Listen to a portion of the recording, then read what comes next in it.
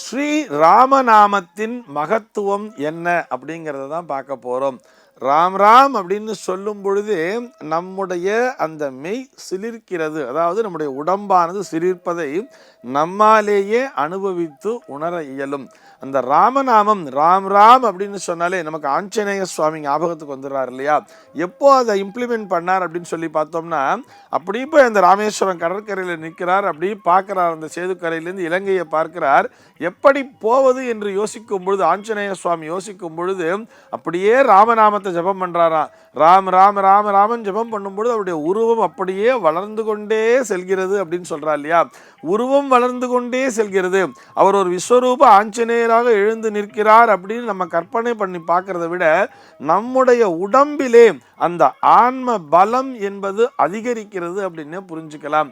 கொஞ்சம் உள்ள இறங்கி தத்துவார்த்தமா யோசிச்சோம் அப்படின்னு சொன்னா, ராவண்ணா அப்படிங்கிற எழுத்து இருக்கு இல்லையா?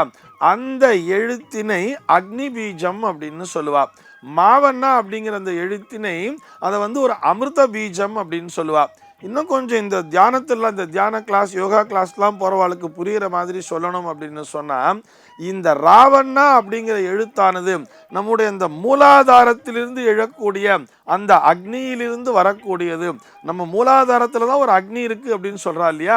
அந்த அக்னியிலிருந்து வரக்கூடியதான் இந்த ராவண்ணாங்கிற எழுத்து. இந்த மாவண்ணாங்கிற எழுத்தை பார்த்தோம்னா, இது அந்த சகஸ்ராரத்திலே இருக்கக்கூடிய, சகஸ்ரார சக்கரம்னு சொல்றோம் இல்லையா? அந்த சகஸ்ராரத்திலே இருக்கக்கூடிய அந்த பிராணனை குறிப்பதுதான் இந்த மாவண்ணா என்கின்ற இந்த அமிர்த பீஜமானது. இது இரண்டையும் ஒன்றாக இணைக்கும் பொழுது, இந்த ராவண்ணாவையும் இந்த மாவண்ணாவையும் ஒன்றாக இணைக்கும் பொழுது, இந்த மூலாதாரத்திலிருந்து எழக்கூடிய அக்னியானது இந்த பிராணனை, அதாவது இந்த சகஸ்ராரத்திலே இருக்கக்கூடிய இந்த பிராணனை போய் டச் பண்றது. இது ரெண்டும் ஒன்றாக இணையும் பொழுது நமக்குள்ளாக ஒரு சக்தியானது பிறக்கிறது. இந்த அக்னி பீஜத்திலிருந்து வரக்கூடிய இந்த அக்னியானது நம்முடைய அகங்காரத்தை கட்டுப்படுத்துகிறது. இந்த அமிர்த பீஜமானது, இந்த மமகாரம் அப்படின்னு சொல்றோம் இல்லையா, இது நம்முடைய மமதையையும் அடக்குகிறது. இது இரண்டும் அடங்கி ஒன்றாக இணையும் பொழுது நமக்குள்ளே ஒரு ஆன்மீக பலம் என்பது பெறுகிறது. இந்த ஆன்மீக பலம் அப்படின்னு சொல்றதை விட இது என்ன சொல்லலாம் சொன்னா, ஒரு சக்தி, ஒரு ஆன்ம பலம் அப்படின்னே சொல்லலாம். ஆன்ம பலத்தோடு உடல் பலமும் ஒன்றாக தரக்கூடிய ஒரே மந்திரம் எதுன்னு சொன்னா, அது இந்த ராமநாமம் தான். இதனுடைய மகிமையை விளக்கணும்னு சொன்னா, இதுக்கு புராணத்திலே ஒரு சின்ன கதைங்கிறது உண்டு. இந்த ராமநாமத்தினுடைய மகிமை என்னங்கிறது நாரதருக்கே புரியலையாம். ஒரு சமயம் நாரதர் என்ன பண்ணாராம், நாரதர் எப்பயுமே நாராயணா நாராயணான்னு தானே சொல்லிட்டு இருப்பார். நேரடியாக போய் நம்ம அந்த நாராயணன்ட்டே இந்த ராமநாமத்தினுடைய மகிமை என்னன்னு கேட்டுடலாமேன்னு சொல்லி நாரதர் வைகுந்த லோகத்துக்கு போறாராம். நேராக நாராயணா நாராயணான்னு சொல்லிட்டு பெருமாள்கிட்ட போய் கேட்டாராம், பெருமானே இந்த ராமநாமத்தினுடைய மகிமை என்ன அப்படின்னு கேட்கும் பொழுது அதற்கு பெருமாள் சொன்னாராம், அது அங்கே ஒரு புழு எழுஞ்சின்னு இருக்கு பார், அந்த புழுண்ட போய் நீ இந்த நாமத்தை சொல்லு அப்படின்னு சொன்ன உடனே நாரதர் போய் இந்த புழுண்ட போய் ராமராமான்னு மந்திரம் சொன்னாராம். ராமராமான்னு இந்த நாமத்தை சொன்ன உடனே அந்த புழுவானது துடி துடித்து உடனே செத்து போயிடுச்சாம். இவருக்கு பயம் வந்துடுச்சு. என்னடா ராமநாமத்தினுடைய மகிமையை கேட்டால் அந்த புழு இறந்து போயிடுது அப்படின்னு சொல்லி திரும்பவும் நாராயணன்ட்டே ஓடி வரார். ஓடி இந்த மாதிரி புழு இறந்துடுத்து அப்படின்னு சொன்ன உடனே, அப்படியா, அங்கே அதை பார் ஒரு பட்டாம்பூச்சி பறந்துட்டு இருக்கு பார், அந்த பட்டாம்பூச்சின்னு போய் சொல்லேன் அப்படின்னு சொன்ன உடனே இவர் மறுபடியும் போய் அந்த பட்டாம்பூச்சியை பிடித்து அதுகிட்ட போய் ராமராமா அப்படின்னு சொன்னாராம். உடனே அந்த பட்டாம்பூச்சியும் துடி துடித்து இறந்து விட்டதாம். இவருக்கு ஒரே படபடப்பா ஆயிடுச்சு. திரும்ப பட்டாம்பூச்சியும் இறந்து விட்டது பெருமானே அப்படின்னு சொன்ன உடனே அதோ பார் அந்த விவசாயினுடைய வீட்டில் ஒரு மாடு கண்ணு போட்டுட்டே இருக்கு, அங்கே போய் அந்த கண்ணுக்குட்டின்ட்ட போய் இந்த ராமநாமத்தை சொல்ல அப்படின்னாராம். நேராக அந்த கண்ணுக்குட்டி அப்போதான் பிறந்துட்டே இருக்கு. பிறந்த அந்த கண்ணுக்குட்டிகிட்ட போய் ஒரு நாரதர் ராமராமான்னு ஒரு பயந்துண்டே சொல்றார். சொன்ன உடனே கண்ணுக்குட்டியும் துடி துடித்து இறந்து விட்டதாம். இவர் அங்கிருந்து உடனே ஓடோடி வந்துட்டாராம். நல்ல காலம் நான் தப்பிச்சேன், நான் மற்றவர்களுடைய கண்களுக்கு புலப்படாமல் இருந்ததால் நான் அங்கே தப்பிச்சேன்.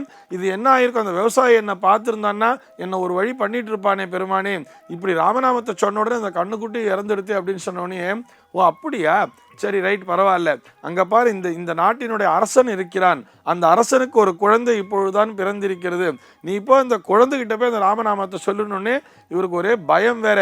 என்னடா இது, விவசாயி கண்ணிலேருந்து நம்ம தப்பிச்சிட்டோம், இப்படி நேராக போகும்பொழுது அரசனுடைய குமாரன்ட்ட போய் நம்ம ராமநாமத்தை சொல்லி அந்த குழந்தைக்கு ஏதாவது ஒன்று ஆயிடுத்து நம்மளுக்கு ஒரு வழி பண்ணிடுவாளே, இருந்தாலும் சரி பெருமாள் சொல்லி இருக்காருன்னு சொல்லிட்டு தன்னுடைய உருவத்தை மறைத்து கொண்டே நேராக போனாராம். அந்த அரண்மனைக்குள்ளே போய் நேராக அந்த பிறந்த குழந்தைகிட்ட போய் ராமராமான்னு சொல்லிட்டு இப்படி ஓடி வந்துட்டாராம். இப்படி ஓடும்பொழுது அந்த குழந்தை பேசியதாம், நாரதரே நில்லுங்கள் அப்படின்னு தான்.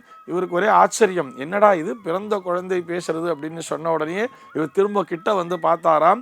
அப்போ அந்த குழந்தை சொல்லித்தான், ராமநாமத்தினுடைய மகிமை என்னங்கிறத தேடிட்டு தானே வந்தேள், நான் முதல் ஜென்மத்திலே புழுவாக பிறந்தேன், அங்கே நீங்கள் ராமநாமத்தை சொன்ன உடனேயே எனக்கு மோட்சம் என்பது கிடைத்து அடுத்த ஜென்மத்திலே நான் பட்டாம்பூச்சியாக பிறந்தேன், எனக்கு ஒரு உயர்வுங்கிறது கிடைச்சிடுச்சு, நான் பட்டாம்பூச்சியாக பிறந்தப்போ நீங்கள் என்கிட்ட வந்து ராமநாமத்தை சொன்னேன், உடனடியாக நான் இறந்து போய் அடுத்த ஜென்மங்கிறது எனக்கு ஒரு கண்ணுக்குட்டியாக கிடைச்சது, நான் பசுமாட்டினுடைய கண்ணுக்குட்டியாக பிறந்தேன், அங்கேயும் நீங்கள் வந்து ராமநாமத்தை சொன்னேன், இப்போ பாருங்க நான் இந்த ராஜாவினுடைய குமாரனாகவே வந்து பிறந்திருக்கிறேன், இந்த கிடைத்தற்கரிய மானிட பிறவியை நீங்கள் எனக்கு புழுவாக இருக்கும் பொழுதே நீங்கள் எனக்கு சொன்னதுனால எனக்கு உடனே உடனே உடனே இந்த மானிட பிறவிங்கிறது கிடைச்செடுத்து, இந்த பிறவியிலே நானும் ராமநாமத்தை சொல்லிக்கொண்டே மக்களுக்கு என்னால் என்ற சேவையை செய்து நான் அடுத்தபடியாக நேரடியாக அந்த வைகுந்த பிராப்திங்கிறத அடைஞ்சிடுவேன், அதனால எனக்கு வந்து நீங்க ரொம்ப பெரிய ஒரு உதவியை செஞ்சிருக்கீள், இந்த ராமநாமத்தினுடைய மகிமையை இப்படித்தான் இறைவன் உங்களுக்கு புரிய வைத்திருக்கிறான்னு சொல்லி இந்த குழந்தை பேசிட்டு மறுபடியும் அது குழந்தையாவே மாறிடுத்தான், அப்படியே குழந்தையாவே மாறிடுத்தான். இவருக்கு நாரதருக்கு அப்பொழுதுதான் இந்த ராமநாமத்தினுடைய மகிமை என்பது புரிந்ததாம். ஆக நாமும் தினமும் அந்த ராமநாமத்தை உச்சரித்து கொண்டே இருப்போம். மோட்ச பிராப்தி அப்படின்னு சொன்னா ஏதோ உடனே இறந்து போயிடுவோம்னு தப்பா நினைச்சுக்கப்படாது. எப்படின்னு சொன்னா நம்முடைய அந்த ஆன்ம பலம் என்பது அதிகரிக்கும், இந்த உடல் பலம் என்பதும் அதிகரிக்கும். அந்த ராம் ராம் அப்படின்னு சொல்லிகிட்டே இருக்கணும். இப்போ ஒரு சின்ன விஷயத்த கூட சொல்றேன், நம்ம ஃபோன் வந்த உடனே என்ன பண்றோம், எடுத்துட்டு ஹலோ அப்படின்னு சொல்றோம் இல்லையா, அந்த ஹலோ அப்படிங்கிற வார்த்தைக்கு என்ன அர்த்தம்? அதே மாதிரி யாரையாவது கூப்பிடுனா கூட ஹலோ சார், ஹலோ அப்படின்னு சொல்றோம். இது என்ன ஆங்கிலேயன் நமக்கு கற்றுக் கொடுத்த வார்த்தை தானே. அந்த ஹலோ அப்படிங்கிற வார்த்தைக்கு பற்றி நீங்க ராம் ராம்னு சொல்லி பாருங்க.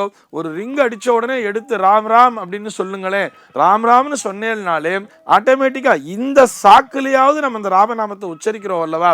அப்படி அந்த ராமநாமத்தை உச்சரிக்கும் பொழுது நமக்குள்ளாக நிச்சயமாக இந்த ஆன்ம பலம் என்பது பெருகும். ஆன்ம பலம் பெருகுவதோடு உடலும் ஆரோக்கியம் பெறும்.